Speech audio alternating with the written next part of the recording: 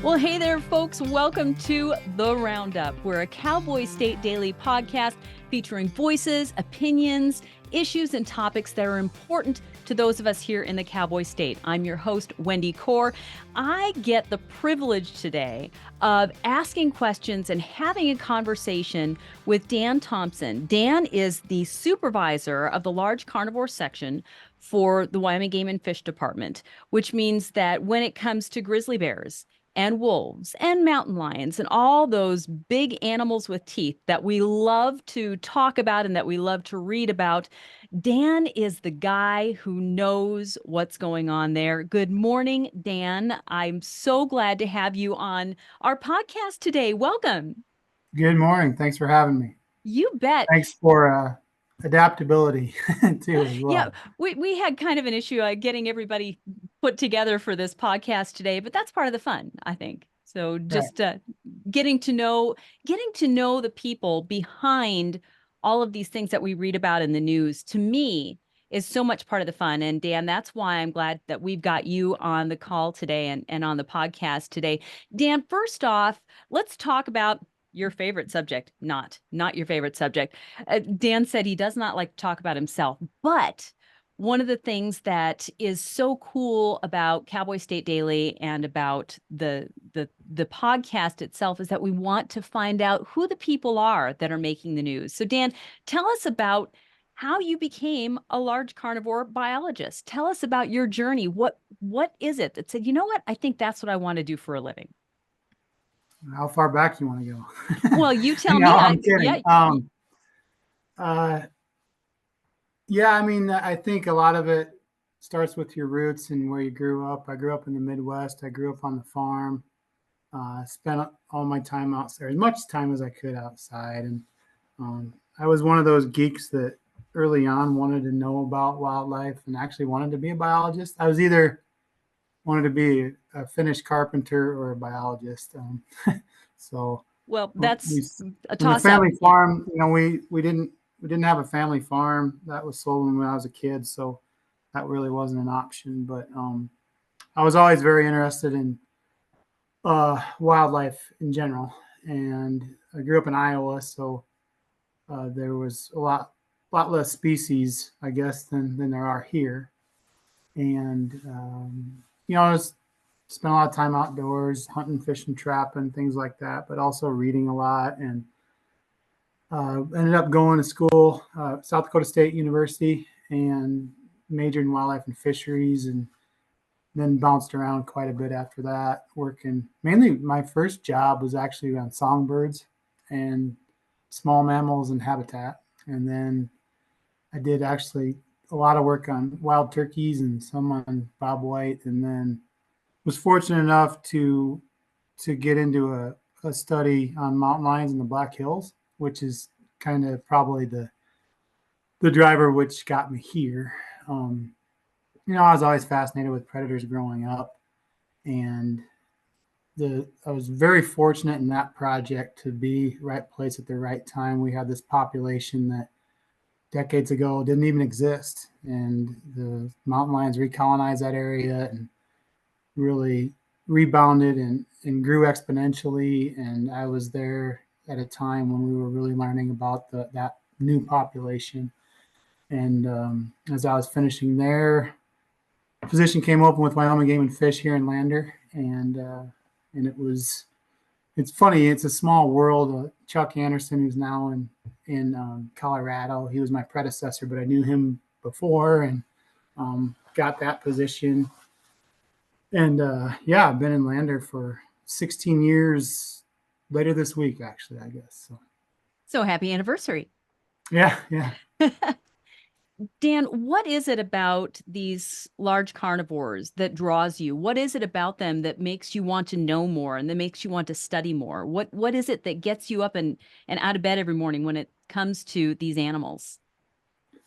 Well, I mean, I think, and you used the term love earlier, and I thought I kind of laughed because there's a lot of hate and love, I guess, for these species.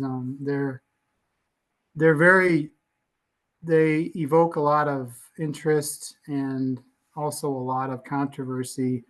But at the end of the day, I really enjoy working with these particular animals. But I mean, it's not specifically these animals. That's just kind of the niche I've carved out, I guess. But um, predator prey dynamics are fascinating to most people, myself included, and the fact that we have the same large carnivores here now that were here 1,000 years ago is unique, and we're very fortunate to have that in Wyoming and to be able to continually learn about that, but more importantly, apply the knowledge on the ground and overall conservation and management of these animals with people.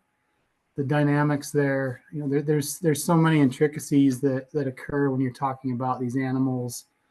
It's a lot more than just the research or the contempt or love for these animals. There's all these different dynamics that work together, and I'm really fortunate to work with an amazing team of people that make my job a lot easier. Obviously, having the men and women in our section that devote their lives to these animals, that's what is exciting to get up and be part of that team every day.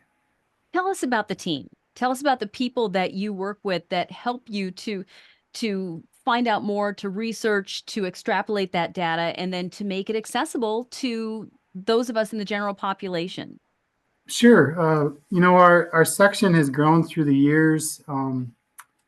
It's kind of unique to the game and fish in that we're a statewide section, and we have personnel stationed at 4 different regional offices. So Cody, Lander, Pinedale, and Jackson. But we work across the state.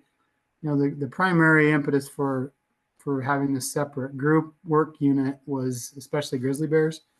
Grizzly bears obviously require a great deal of effort in making sure we had people available 24/7 to deal with conflicts, but also people that are monitoring the population. We're trying to celebrate the successful recovery of grizzly bears and move forward, and to be the people that are on the ground collecting that data, that are also conveying what you can do to keep yourself safe to the public, is very important. And it's also enough work that we have people that are outside the standard, I guess, model of where we see game and fish people in a region. And so we're able to actually focus on some of these things that we're taking away work efforts of other people. But we have individuals that are so extremely dedicated and knowledgeable about these animals, and just working in these areas that are very rugged, and it requires kind of the mind of a naturalist and a tracker, but you also have to be well versed with the public, and you have to have a tough skin and get yelled at and called names and things like that. But at the end of the day, you get to work in some of the most amazing country in the world, and feel like you're making a difference. And I think that's what drives the people in our section. Tell me the animals specifically. As a large carnivore biologist and a part of the large carnivore section, what animals specifically does your section oversee? So we don't oversee them, I guess, but That's we're true. responsible. That's true. But no, but we're responsible primarily. The 4 species that we deal with on a daily basis are black bears, grizzly bears, mountain lions, and wolves. And of course, we work closely with everyone else at Game and Fish and the public and private industries to better understand these animals. And so it's a team within a team, if you will. And so those are the species we're responsible for monitoring and managing. Grizzly bears, obviously, we're doing a grizzly story at Cowboy State Daily 2 or 3 times a week. What's the fascination? More if I would More answer every that's true. inquiry. Mark Hines is calling you frequently to ask you questions about grizzly bears. Right. What is your biggest challenge with monitoring that grizzly bear population? I don't know that there's challenges with monitoring. I think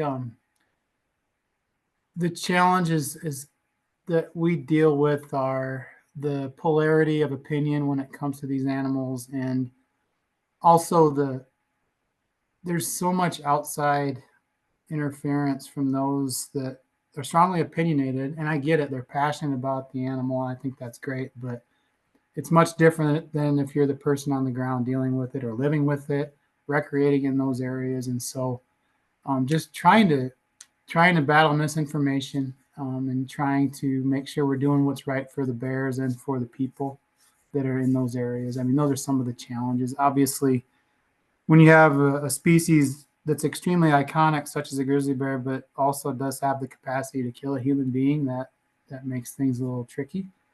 But you know, the day to day job in the winter is obviously a lot different. They're sleeping, but you know, our people are really busy making sure that we're understanding and making sure we're available to deal with conflict situations and things like that. But you said day to day. What is a day in your life, Dan? Not What nearly does as you exciting as it used to be Okay, tell as a me. Tell us supervisor. about this. Well, no, I mean, you know, our people in our section are in the field the strong majority of the time, and I used to be that guy that was in the field 300 days a year, but it's more the opposite of that. And so, but again, the the day to day is very dynamic. We really don't know. Our phones are ringing quite a bit, and so there's always an excitement to what could happen every day. Sometimes we would relish a boring day here and there, but there's always an anticipation of anything could happen, and so um, and I honestly don't get out in the field as much as I used to, but I still make sure I do as much as possible, because I mean that's what fuels the soul, and maintaining the ability to take part in long boring meetings and things like that. But you know, one thing that we're very proud of in our section is maintaining that close tie to the field and our finger on the pulse. And I think it's very important that if we're talking to the public or the media, that we're also out there getting dirty, getting our hands dirty, you know, getting bucked off horses, things like that. You know, that we're out, but we're out there making sure that we can convey the actual context of everything that's going on. There's a, you know, there's a lot of opinion without context, and that is less realistic of what's going on. You, I'm sure, have to deal with the challenges of that public interaction and that public interface. What are some of the things that are most challenging when it comes to trying to convey that information to the public? Is it that shift between the people who are here on the ground and who live with this every day, and then the people who are far away who have opinions? Or Well, is it, yeah, sorry, go ahead. no, go for it. Yeah. No, I think it's just combating misinformation. There's a lot of that.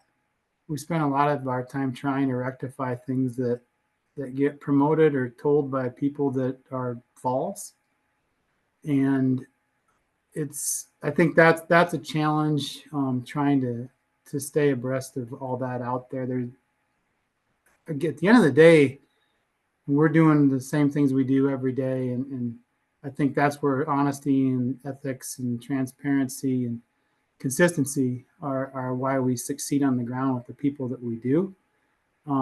But it's very difficult. There's an urban rural divide across the country, and I don't know how to quantify. I think I mean, it's more in the realm of sociology, psychology, that there's so many people have this bond with large carnivores, and I don't know if it's some vestige of not being connected to that world anymore, that you feel like taking these animals on is something that you're excited about, makes up for that. I don't know, but there's so much passion when it comes to these animals that realizing that, I guess that's how you get through it, right? Is dealing with the passion and just listening to people.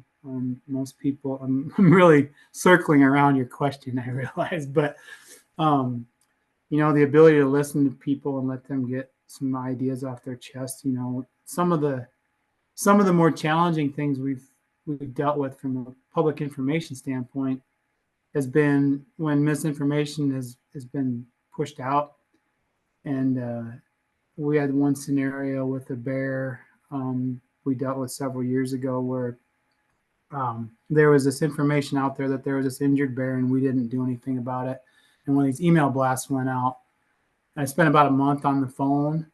But at the end of the day, these people didn't know. They just got an email like Game and Fish is terrible, and call them and voice how you hate what they're doing or whatever. And having the opportunity to talk to these people, I mean, it took a lot of time, but get for them to get to know the truth of what we're doing and behind the story was beneficial in the end. Now we can't do that for the entire world, obviously, talk to everybody one-on-one, but getting the idea of the notions of why we're out there and why we do what we do versus being called thugs and things like that we are.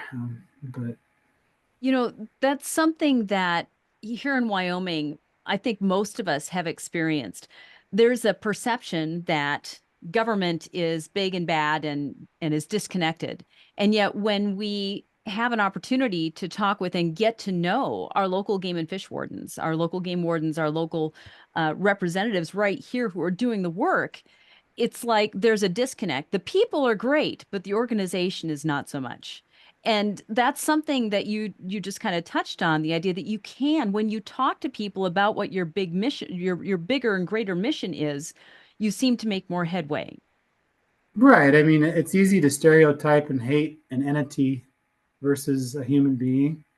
And so I think that happens a lot on a larger scale across the board. I get frustrated with the Fish and Wildlife Service, definitely, personally. But again, the people I work with, for the most part, we get along really well and work as a team. And it's easy to let feelings of stereotypes and things like that rule the day. But and I mean, I understand frustrations with how things work. There's bureaucracy, there's things that are involved, but um, none of us got in this field because we hate wildlife, right? And especially with our people, there's headlines about bears dying and that we're murderers and things like that. But none of us, none of us signed up to do these positions because we like killing the animals, and that's one of my jokes: killing the animals we love every day. Um, it's not part of it, but yeah, I mean, when we're fortunate that we do interact with the public a lot, and they're not always fun interactions, but they're honest, and we try to let people speak their mind and listen, and I think that goes a long way, and especially in a future conversation, how that might occur. And we're not, we have to go out and verify depredation and things like that, and there's not always agreement with that. But telling people what they want to hear doesn't work in the end, right? You got to be honest with them and maybe take a lump that day, but at the end of the day, if people know that you're not going to tell them what they want to hear, but rather what the truth is, that's important. You talk about depredation, and wolf depredation is obviously something that is becoming more and more of an issue as the wolf numbers grow and as that divide between animals and between the wild animals and the domestic animals seems to shrink. Tell us a little bit about how much more difficult your job has become now that we've got is there more of a wolf problem than there used to be? No, Tell us I about that. mean, honestly, the wolves are very interesting, and as far as the species we deal with, there's the most polarity when it comes to wolves, from like complete idolatry to complete hatred. Um, the what's a lot of things that have changed is we've had to go through several years of moving beyond the endangered or threatened status to us managing the population, and we there's a great deal of work that goes into monitoring the population, which is more than for many species in the state. But at the end of the day, it's beneficial to have that level of data to convey what's going on the ground. And honestly, we've seen a more normalization when it comes to wolves, and a decrease in depredation and conflict removals in the last several years. And so That's if we fantastic to can, know. yeah, I mean, it still happens, and those localized impacts are very real for the people that are incurring them. But in the northwest part of the state where we manage wolves, I feel like there's been a lot of good work in cooperation with everyone that's interested in wolves, whether from a good or bad standpoint, right?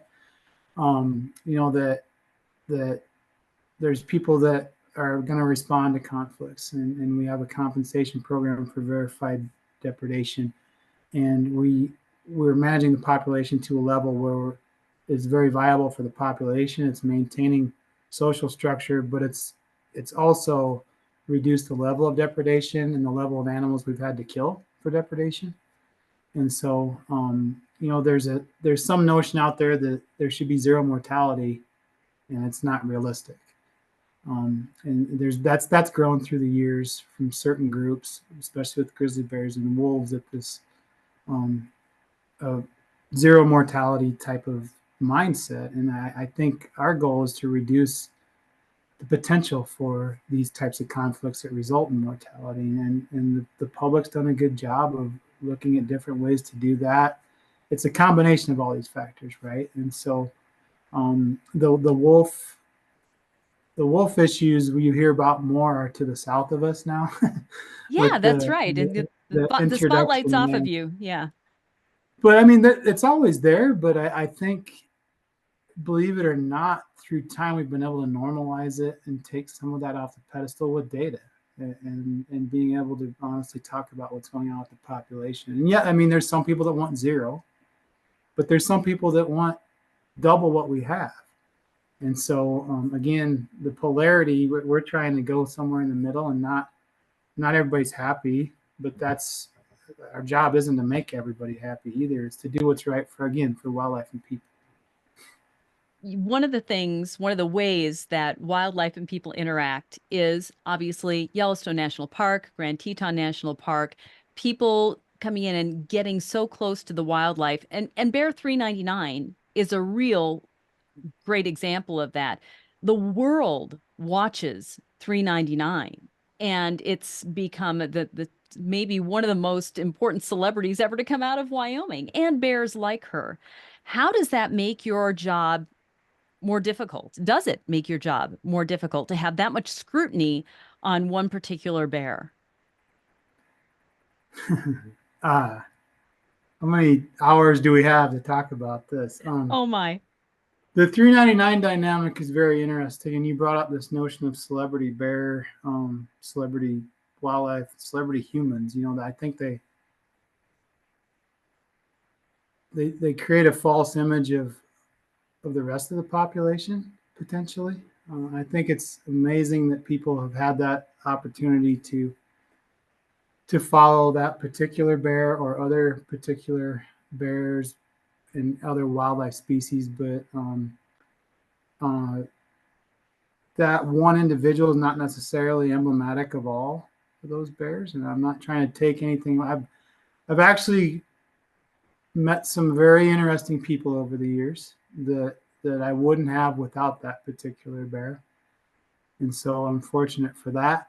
But I do think that it takes away from the larger story, that particular bear or particular bears. When we assign celebrity status to any mammal, it might take away from the larger story and the reality of that bear.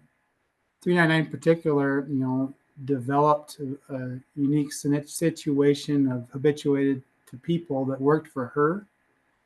And it has. She was 28 years old now, I assume, and but it doesn't convey to the rest of the population, right? And I mean, tracking that bear, I mean, following that particular bear for 28 years doesn't make you an expert of all bears in the GYE. And so, yeah, those celebrity scenarios, I guess, if you want to call them, do make things somewhat challenging. again, we appreciate the interest in these species and populations as a whole. But sometimes the invoking different status of individuals makes it more difficult for us to look at all of them. And we realize that there's individualization within populations, but viewing a habituated animal in a park setting is not realistic of how these animals necessarily act outside of a controlled park setting. On the opposite end of that, you've got other ways that these animals become really in the public eye. I recently did an interview with CJ Box, the author who's going to be writing a story, who's already written the book, and it's going to be released here soon. That's about a killer grizzly, and he did extensive research with you, and he called it the Predator Attack Team. Tell me about the research that he did and the team that you have working on, I'm assuming, what is negative grizzly human interactions. Tell us about this. Sure. So yeah, I mean, every state or most states have some level of this. There's a wildlife human attack response team, or WART, and ours is the Predator Attack Team. And it's basically making sure you have trained people that are able to respond and on call to deal with potentially attack scenarios from any of these species. And like if there's trainings that go on across North America, and it's not limited, it's to the Western Hemisphere, obviously. And there's a lot of issues with tigers and leopards and other species in the other side of the world. But this group of individuals, it has to be. There's a lot of things that occur, obviously, in a human injury or worse, fatality. And we have annual training, and Brian DeBolt leads up, who's our carnivore conflict coordinator. He kind of leads that up, and we have people stationed throughout each region, and it includes regional personnel and then large carnivore section personnel, and basically goes through a stepwise approach of what happens if there is an attack or fatality, and all the different things in place that need to occur during the investigation, the human safety component, dealing with the media, all these different things that have to occur to make sure we're dealing with everything appropriately, swiftly, and because there's also usually family involved and things like that. I mean, it's a pretty, I don't know how to explain it. When something like that happens, it changes your perspectives on everything, and making sure that we have people that are trained to deal with it, and making sure we're keeping up on that training is very important. And the number of wildlife attacks, whether it's usually grizzly bears, it kind of waxes and wanes. There's some years that we have a number of grizzly attacks, and then there's others where you don't hear about it at all. Is that Those are good years? Yes. Those are good years. Yeah, where are we at right now with the last couple of years? We've actually been pretty fortunate in Wyoming. Last year we had one individual that was injured by a grizzly bear. We've had years with multiple people injured, and so that one, obviously our goal is 0 every year. But with a high density of these animals and higher density of people using the same areas, and especially the COVID brought a lot of people to Wyoming. I called it Free America, and I was running into people in the woods, that places I didn't even know where I was at, and I was running into people. And so with that, it's great. We have people coming to see the splendor that Wyoming has, but there's that increased potential, right, for conflicts and for all kinds of things that happen. Search and rescue's been busier over the years, just people going to the wrong places. But we combat these, not combat, but we try to get as much information and education out there, again, to reduce that potential for these negative scenarios, but realistically know that it's likely to happen. And so we've been fortunate the last couple of years. We've had low instances of injuries, and it's been several years since a fatality. But we always have to be on our toes to deal with that, no matter what. Absolutely. And we are glad that you and your team and those of you who are working with the Game and Fish and who are inside the Game and Fish are trained to be able to deal with those things, and that we know that you're there as a resource for us. Dan, we're running out of time here, but I wanted to ask you one more question. And this is I think you and others who are in your team as well could probably answer the same way. What do you love most about your job, working with the Game and Fish as the large carnivore biologist? What do you love about your job most? Wow, that's a tough question. There's no singular thing. And it's changed through the years. I am, like I've said, I'm so fortunate to work with such a cool team of individuals. That's something that's important. We're kind of a family outside of our nuclear family. We're our own family band of misfits that is dysfunctional at times as well, because we're all very high energy individuals, and so that's something that I greatly enjoy. And but the opportunity to work on these animals and get your hands on them and walk where they walk and follow in their footsteps and learn about them is just something that I feel is very unique, and I'm fortunate to be able to say I can do that and have done that. Again, I'm not in the woods as much as I used to be, but I also am able to choose to do that so I can cherry pick the days. But the bonuses, right? Yeah, but I mean, also, the day you don't feel like you're doing what's right or making a difference for wildlife is the day you have to question if you're doing the right thing. And I have never had that.